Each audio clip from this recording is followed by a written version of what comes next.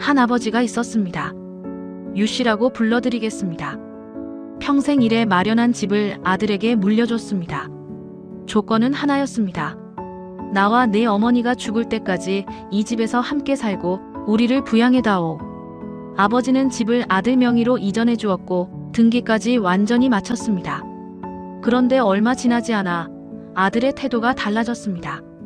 말다툼이 잦아졌고 아버지와 어머니에게 대하는 태도가 험악해졌습니다. 결국 어머니가 뇌경색으로 쓰러지셨을 때 아들은 부모를 돌보지 않았습니다. 유 씨는 아픈 아내를 모시고 딸의 집으로 떠나야 했습니다. 평생 모은 집은 이미 아들 이름으로 되어 있었습니다. 법적으로 이 집은 이제 아들 것이었습니다. 이 아버지는 정말 아무것도 돌려받을 수 없을까요? 한번 증여된 재산은 끝나버린 걸까요? 2015년 12월 27일 대법원은 이 아버지의 손을 들어줬습니다. 오늘은 그 이야기입니다. 이 이야기는 실제 사건입니다. 대법원 2015-236141 판결. 유 씨가 아들을 상대로 낸 소유권이 전등기 말소 청구 소송입니다. 사건의 경위를 자세히 살펴보겠습니다. 유 씨는 아들에게 본인이 살던 주택을 증여했습니다. 증여의 조건은 분명했습니다. 첫째, 집을 아들 명의로 이전해준다. 둘째, 아들은 부모와 함께 이 집에서 산다. 셋째, 부모가 사망할 때까지 충실히 부양한다. 이 조건들을 문서로 정리해서 계약서를 만들었습니다. 그리고 실제로 등기를 이전해 주었습니다. 그런데 몇 년 지나지 않아 문제가 발생했습니다. 아들의 태도가 변한 것입니다. 부모에게 폭언이 잦아졌고 함께 생활하는 것을 불편하게 여겼습니다. 급기야 어머니가 뇌경색으로 쓰러졌습니다. 이런 위중한 상황에서도 아들은 부모를 돌보지 않았습니다. 오히려 부모가 이 집에 있는 것이 불편하다는 식으로 행동했습니다. 결국 유 씨는 아픈 아내를 데리고 딸의 집으로 가야만 했습니다. 자기가 일구어 평생 살던 집을 떠나서 말입니다. 유 씨는 생각했습니다. 나는 분명히 부양을 조건으로 집을 준 것이다. 그런데 아들이 그 조건을 지키지 않았다. 그럼 집을 돌려받을 수 있어야 하지 않겠는가? 유 씨는 법원에 소송을 걸었습니다. 아들 앞으로 이전된 주택의 소유권 이전 등기를 말소해달라는, 즉 집을 돌려달라는 소송이었습니다. 유 씨의 소송은 1심과 2심을 거쳐 대법원에 올라갔습니다. 2015년 12월 27일 대법원 민사 3부는 유 씨의 손을 들어줬습니다. 원심 판결을 확정한 것입니다. 대법원의 판단 이유는 이렇습니다. 유 씨가 부동산을 넘긴 행위는 단순한 증여가 아니다.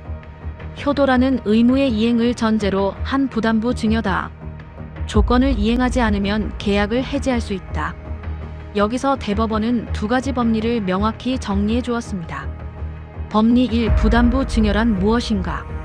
첫째, 부담부 증여라는 개념의 명확화. 민법에는 증여와 부담부 증여가 구분되어 있습니다. 일반적인 증여는 아무 대가 없이 재산을 주는 것입니다. 받은 사람은 아무 의무가 없습니다. 반면 부담부 증여는 재산을 주되 받는 사람에게 일정한 의무를 부담시키는 증여입니다. 쉽게 말씀드리면 조건부 증여입니다. 대법원은 부모 부양을 조건으로 한 증여도 부담부 증여에 해당한다고 확인한 것입니다. 법리 2. 조건 불이행 시 계약 해제 가능. 둘째, 조건을 이행하지 않으면 계약을 해지할 수 있다는 점. 이게 이 판결의 가장 큰 의미입니다. 왜 이것이 중요할까요? 일단 재산이 이전되고 등기까지 완료되면 일반적으로 그 재산은 받은 사람 것이 됩니다. 내가 너한테 준 집이다. 다시 돌려주라고 해도 법적으로 강제하기 어렵습니다. 그런데 부담부 증여라면 다릅니다. 조건을 어긴 경우 증여 자체를 해지할 수 있고 이미 이전된 등기도 말소시킬 수 있습니다. 재산을 원상복구할 수 있는 것입니다. 이게 바로 효도계약서가 가진 법적 위력입니다. 효도계약서의 구체적 작성 방법. 이 판결 이후 효도계약서에 대한 관심이 크게 높아졌습니다. 그렇다면 실제로 어떻게 작성해야 법적 효력을 인정받을 수 있을까요? 법무사와 변호사들이 추천하는 기본 구조를 말씀드리겠습니다. 필수 항목 1. 증여 재산의 명확한 특정. 첫째, 증여할 재산을 명확히 특정해야 합니다. 내가 가진 집 이런 모호한 표현은 안 됩니다. 주소, 집원, 면적 등을 정확히 기재해야 합니다. 서울특별시 5구 5호동 5호번지 소재 주택 몇 제곱미터를 5호에게 증여한다. 이런 식으로 명확히 써야 합니다. 필수 항목 2. 부양 의무의 구체적 명시. 둘째, 부양 의무를 구체적으로 써야 합니다. 잘 모신다, 효도한다. 이런 추상적인 표현은 법적으로 인정받기 어렵습니다. 법원에서 지켰다, 안 지켰다를 판단할 수 없기 때문입니다. 구체적 표현의 예시를 몇 가지 보여드립니다. 매월 말일 일정 금액의 생활비 지급, 주 5회 이상 방문 또는 전화, 병원 동행 시 치료비 부담, 명절마다 함께 식사, 요양이 필요할 경우 요양병원비 부담. 이처럼 구체적이고 측정 가능한 내용이어야 합니다. 금액이나 횟수 등 숫자로 명시할 수 있는 건 명시하는 게 좋습니다. 필수 항목 3. 처분 제한 조항. 셋째, 증여받은 재산을 함부로 처분하지 못하도록 하는 조항.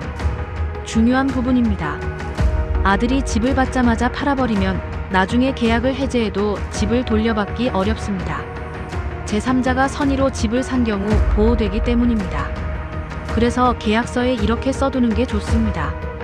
아들 5호은 위 토지를 부 5호의 살아계시는 동안에는 처분하지 않으며 만약 불가피하게 처분할 경우에는 부 5호의 동의를 받는다.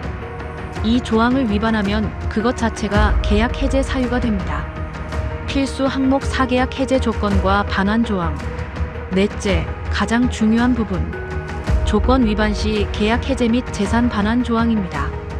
아들 5호의 위 부양 의무 중 하나라도 위반한 경우 이 증여 계약은 해제되며 증여된 재산은 부 5호에게 반환한다.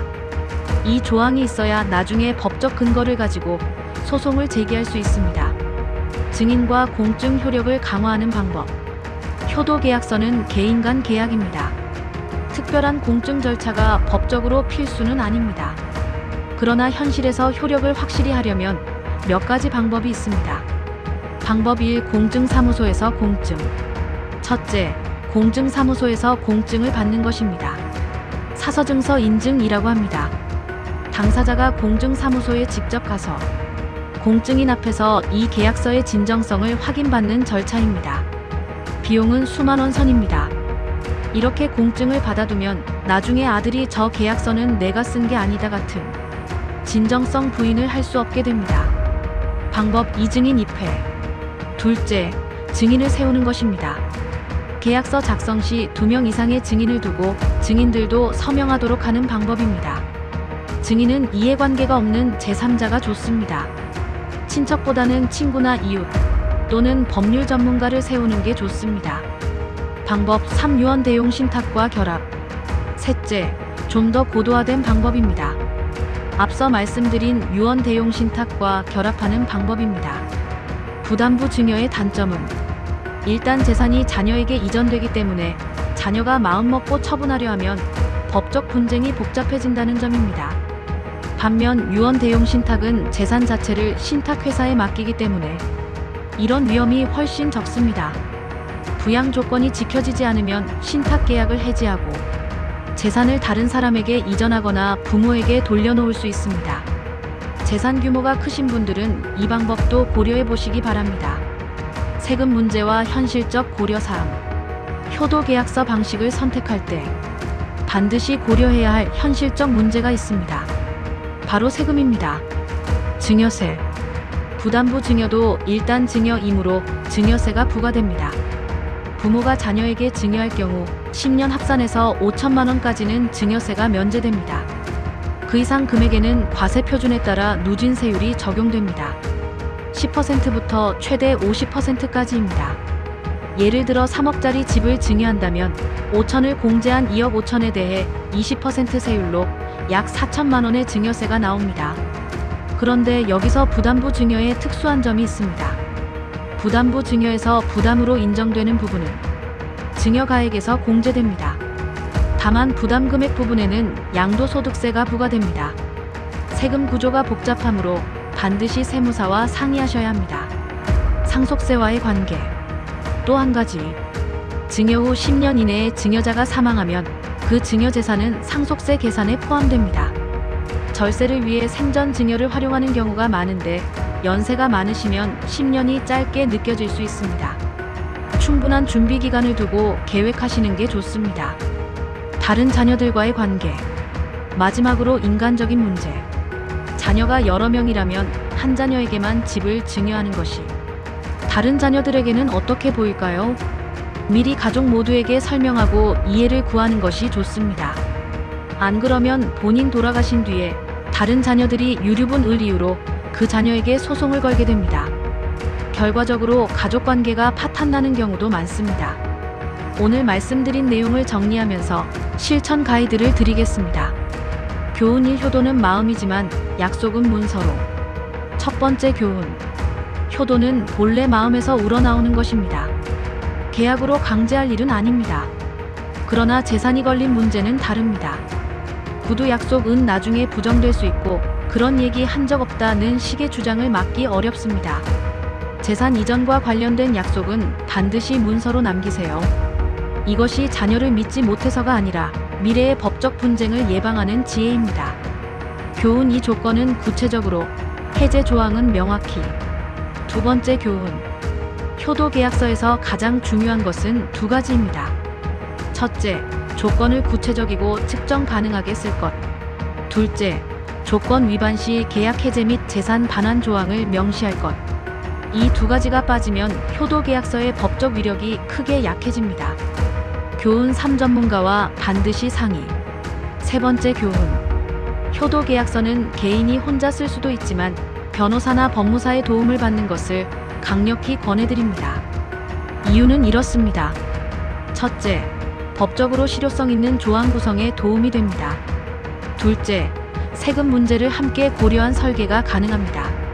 셋째, 나중에 분쟁이 생겼을 때 당시 전문가 자문을 받아서 작성했다는 사실이 계약서의 신뢰성을 높입니다. 상담료는 보통 수십만 원 선입니다.